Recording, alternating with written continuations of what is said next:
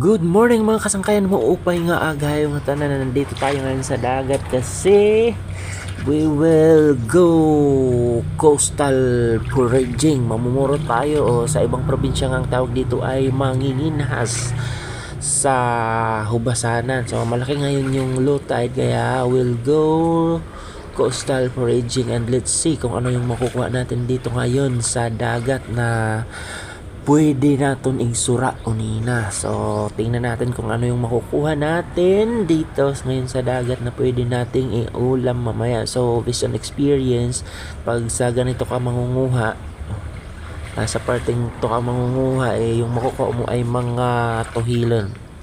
Yes, yan. Nakakita yung mga tuhilon sa sa mga ilalim ng ugat or sa ilalim ng bato nakatago. Kaya nga, dun ako yan, dito ako yan, tingnan nyo. Ayan, so ang tawag namin dito ay tuhilon. Dalawang klase ng tuhilon yung nakukuha ko. Itong matulis yung buntot, this one. Yung isa naman, ito talaga yung hindi matulis yung buntot. Dito lang to nakukuha malapit sa mga mangroves o mga pagatpat din haranit kapagatpatan adet tiranan nago ito nga this one, itong mga matutulis na na parang kahoy or parang to yung I think ugat to or hindi natuloy na lumaki na na mangroves.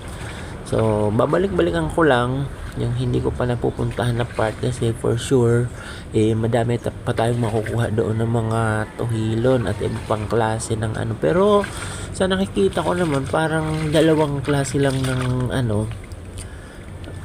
tuhilon ng shellfish yung nakuha ko dito. Itong matulis yung buntot ba basta yung sa end part. Ayan tingnan nyo. So ang gagawin natin dito, hahatukan natin lalagyan natin ng gata mamaya at saka haluan na rin ng ng pag hindi malunggay kung makapanguha man ng fern yun na or pako.